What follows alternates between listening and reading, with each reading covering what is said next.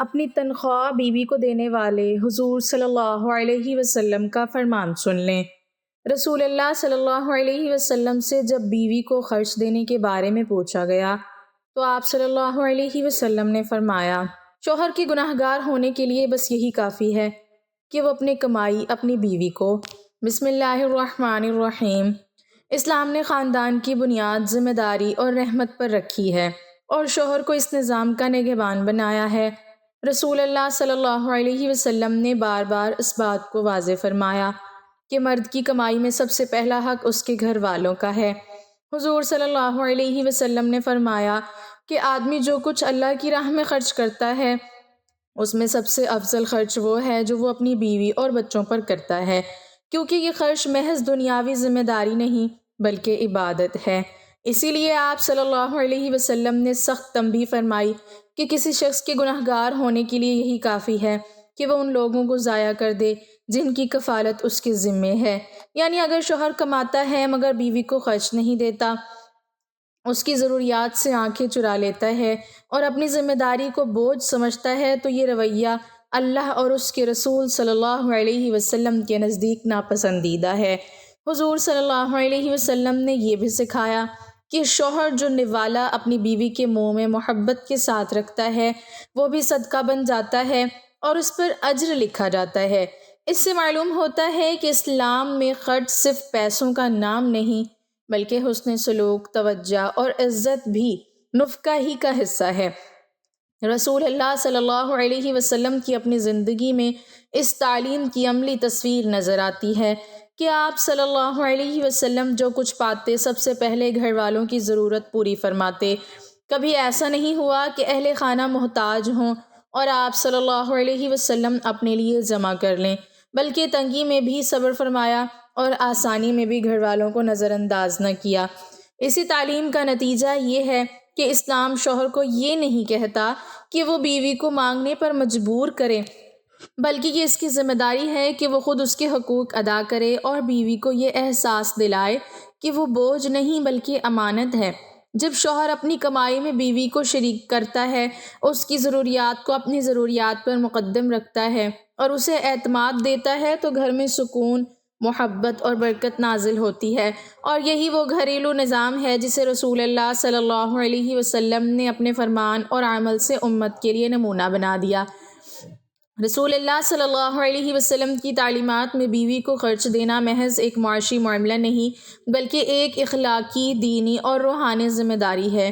آپ صلی اللہ علیہ وسلم نے شوہر کے دل و دماغ کی تربیت یوں فرمائی کہ وہ اپنی کمائی کو احسان نہ سمجھے بلکہ فرض جانے۔ حضور صلی اللہ علیہ وسلم نے فرمایا کہ دنیا کا مال اصل میں آزمائش ہے، دیکھا یہ جاتا ہے کہ انسان اس مال کو کہاں اور کس پر خرچ کرتا ہے۔ چنانچہ جو شخص اپنی بیوی اور بچوں کی ضروریات پوری کرتا ہے وہ دراصل اللہ کے حکم کو پورا کر رہا ہوتا ہے اور اس پر اجر پاتا ہے۔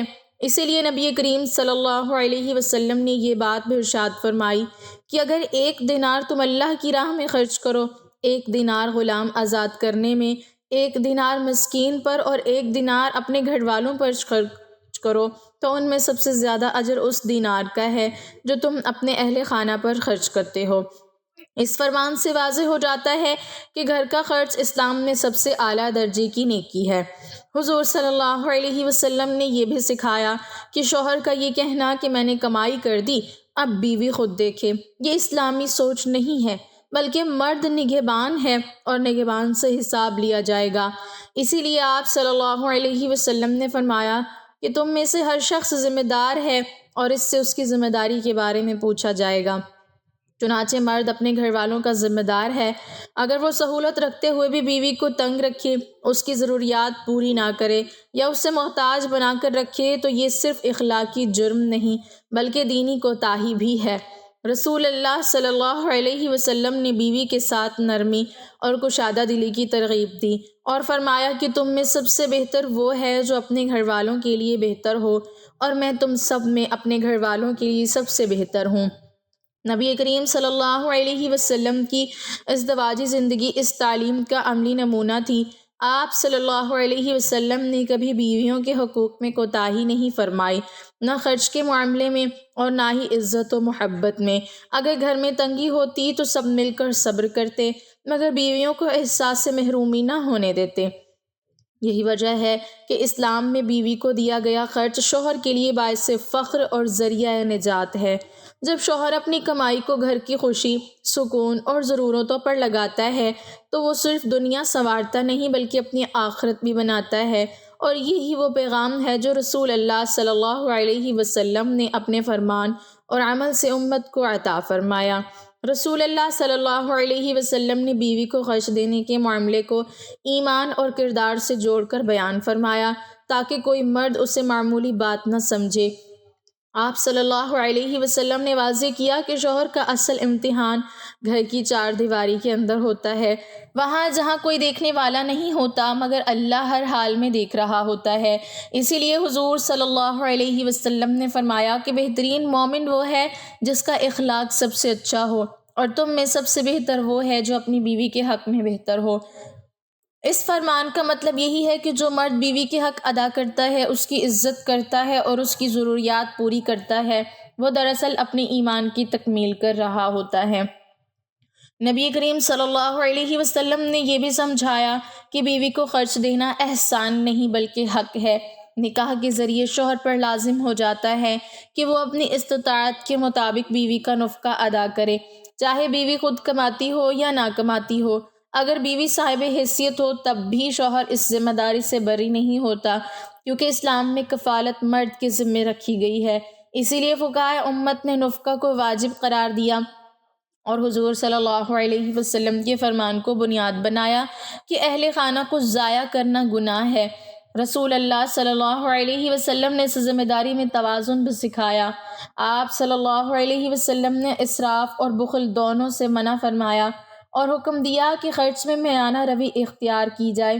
شوہر پر لازم ہے کہ بیوی کو کھانے پینے، لباس اور رہائش میں اس کے عرف اور اپنی استطاعت کے مطابق سہولت دے۔ تنگی کے دنوں میں صبر مطلوب ہے مگر لاپرواہی اور ظلم کی اجازت نہیں۔ حضور صلی اللہ علیہ وسلم نے بیوی کو مالی دباؤ کے ذریعے اذیت دینے کو بھی ناپسند فرمایا، کیونکہ یہ حسن معاشرت کے خلاف ہے۔ آپ صلی اللہ علیہ وسلم کی زندگی میں یہ بات نمایاں نظر آتی ہے کہ آپ گھر والوں کے لیے سب سے زیادہ نرم دل اور ذمہ دار تھے۔ آپ صلی اللہ علیہ وسلم نے کبھی اپنی ذات کو گھر والوں پر ترجیح نہیں دی بلکہ ہمیشہ پہلے اہل خانہ کی فکر فرمائی۔ یہی وجہ ہے کہ آپ صلی اللہ علیہ وسلم نے مردوں کو نصیحت فرمائی کہ عورتوں کے بارے میں اللہ سے ڈرو، کیونکہ وہ تمہارے پاس امانت ہیں۔ جب شوہر اس امانت کا حق ادا کرتا ہے، دل کھول کر خرچ کرتا ہے اور بیوی کو اعتماد اور سکون دیتا ہے تو وہ دراصل سنت نبوی صلی اللہ علیہ وسلم پر عمل کرتا ہے، اور یہی عمل اس کے لیے دنیا میں برکت اور آخرت میں نجات کا ذریعہ بن جاتا ہے۔ رسول اللہ صلی اللہ علیہ وسلم سے جب بیوی بچوں کے خرچ کے بارے میں پوچھا گیا تو آپ صلی اللہ علیہ وسلم نے نہایت واضح اور سخت الفاظ میں شوہر کی ذمہ داری بیان فرمائی۔ حضور صلی اللہ علیہ وسلم کا ارشاد ہے، کسی آدمی کے گناہ گار ہونے کے لیے ہی کافی ہے کہ وہ ان لوگوں کو ضائع کر دے جن کی کفالت اس کے ذمے ہے۔ یعنی اگر شوہر کمائی رکھتا ہو اور اس کے باوجود بیوی اور بچوں کا نفقہ ادا نہ کرے، ان کی ضروریات پوری نہ کرے، تو یہی کوتاہی اس کے گناہ گار ہونے کے لیے کافی ہے۔ اسی طرح ایک اور موقع پر رسول اللہ صلی اللہ علیہ وسلم نے فرمایا کہ جو مال آدمی اللہ کی رضا کے لیے خرچ کرتا ہے، اس میں سب سے زیادہ اجر اس خرچ کا ہے جو وہ اپنی بیوی اور بچوں پر کرتا ہے۔ حتیٰ کہ آپ صلی اللہ علیہ وسلم نے فرمایا کہ شوہر جو نوالا محبت کے ساتھ اپنی بیوی کے منہ میں ڈالتا ہے وہ بھی صدقہ ہے۔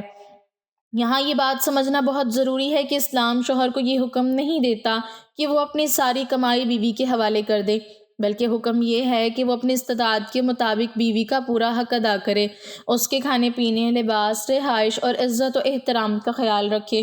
اگر شوہر خوش دلی سے اپنی کمائی بیوی کے حوالے کر دیتا ہے تو یہ اس کی محبت اور احسان ہے اور اس پر اسے اجر ملتا ہے، لیکن اگر وہ کمائی رکھتے ہوئے بھی بیوی کو خرچ نہ دے تو یہی وہ عمل ہے جس کے بارے میں حضور صلی اللہ علیہ وسلم نے فرمایا کہ یہ انسان کے گناہ گار ہونے کے لیے کافی ہے۔